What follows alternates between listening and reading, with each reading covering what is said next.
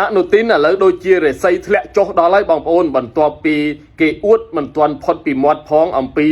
រឿងកងទ័ពអាកាសថៃថាត្រៀមនេះត្រៀមនោះដើម្បីតតាំងជាមួយកម្ពុជាអីហ្នឹងប្រជាពលរដ្ឋថៃបែរជាមិនអបអរសាទរបែរជានាំគ្នាមកខមមិនជេរអនុទីនយ៉ាងប្រងព្រាតតែម្ដងប៉ុន្តែឥឡូវនេះយើងមកមើលរឿងដែលអនុទីនអួតហើយយើងទៅមើលសម្ដីដែលប្រជាពលរដ្ឋថៃឆ្លើយតបនាយករដ្ឋមន្ត្រីថៃលោកអនុទីនបានផ្ដល់បទសម្ភាសន៍បញ្ជាក់នៅព្រឹកថ្ងៃ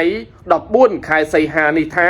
បច្ចុប្បន្នលោកបានទទួលស្ដាប់របាយការណ៍សង្ខេបអំពីបេសកកម្មសំខាន់ៗរបស់កងទ័ពជើងអាកាសថៃទាំងស្ថានភាពក្នុងតំបន់និងការអនុវត្តបេសកកម្មក្នុងស្ថានភាពតាមបណ្ដោយព្រំដែនកម្ពុជាថៃជាពិសេសរបាយការណ៍សង្ខេបអំពីគម្រោងសំខាន់ផ្សេងទៀតរបស់កងទ័ពជើងអាកាសថៃលោកសង្កត់ធ្ងន់ថាកងទ័ពជើងអាកាសថៃគឺជាកងកម្លាំងដ៏ល្អបំផុតមួយរបស់ប្រទេសថៃដោយមានយន្តហោះចម្បាំងពង្រាយតាមមូលដ្ឋានយោធា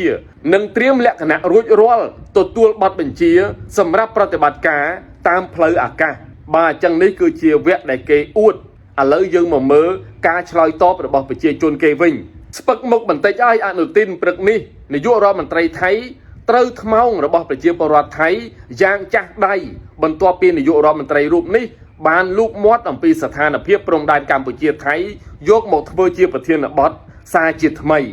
ភាគច្រើនពួកគេបង្ហាញការមិនពេញចិត្តជារឿយនៅពេលដែលនាយករដ្ឋមន្ត្រីរូបនេះធ្លាក់ប្រជាប្រិយភាពគឺតែងតែយកកម្ពុជាមកធ្វើជាប្រធានបទដើម្បីបង្វែរស្ថានភាពក្នុងប្រទេសដោយមិនគិតរិះរកវិធីដោះស្រាយបញ្ហាសេដ្ឋកិច្ចដែលថៃកំពុងតែធ្លាក់ចុះដុនដាបឡើយតែបែរជាចង់បង្កសង្គ្រាមនេះគឺជាអត្ថន័យខ្លីដែលបងស្មីប្រែសម្រួលពីព័ត៌មានរបស់ថៃ The Standard ឥឡូវយើងមកមើលខមមិនមួយចំនួនទៀតរបស់ប្រជាជនថៃបង្កើតបញ្ហាហើយបង្កើតសង្គ្រាមវិញល្អជាងប្រហែលថ្ងៃនេះយ៉ាប់ណាស់បន្ទុកក៏ចាប់ផ្ដើមធ្លាក់ដែរមេដឹកនាំខ្វះការពិចារណាខ្វះភាពសន្តោសគ្មានសមត្ថភាពមិនដឹងត្រូវធ្វើអីមុនឬក្រោយញ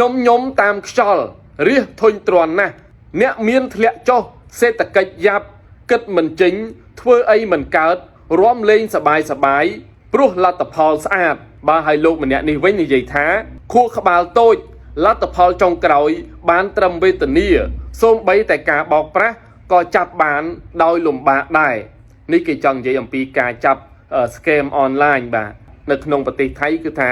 ការបង្ក្រាបហ្នឹងក៏ពិបាកដែរគ្រាន់តែបង្ក្រាប scam ក៏ពិបាកដែរម្នាក់ទៀតនិយាយថាសេដ្ឋកិច្ចធ្លាក់ចុះមានគំនិតបង្កើតចំណូលបាទគាត់ចង់និយាយថាគួរតែមានគំនិតបង្កើតចំណូលម្នាក់ទៀតនិយាយថាការងារខុសច្រើនគេជេរច្រើនរកហេតុផលថតជាមួយខ្មែរដើម្បីគ្របដណ្ដប់បាទម្នាក់ទៀតគេនិយាយអំពីរឿងតាក់ទងនឹងមកថតរូបហើយនិយាយរឿងខ្មែរហើយម្នាក់នេះទៀតគាត់និយាយថាលេងសើចរាល់ថ្ងៃគ្មានខួរគិតរកវិធីយកលុយចូលស្រុកទេនាយករដ្ឋមន្ត្រីជាមនុស្សរៀងធុងបាទគាត់បង្អាប់រៀងអនុទីនវិញថារៀងដូចធុងបាទអត់បានគិតអំពីសេដ្ឋកិច្ចអីទេគិតតែពីរំច្រៀងទៅណាក៏ធ្វើចរិតដូចជាកូនក្មេងបាទម្នាក់ទៀតនិយាយថាច្រៀងអត់ដល់ម៉ោងច្រៀងហើយម្នាក់ទៀតនិយាយថាធ្លាក់បន្ទុកទៀតហើយអញ្ចឹងថ្ងៃនេះដូចខ្ញុំថាអញ្ចឹងបងប្អូនអនុទីនហាក់ដូចជា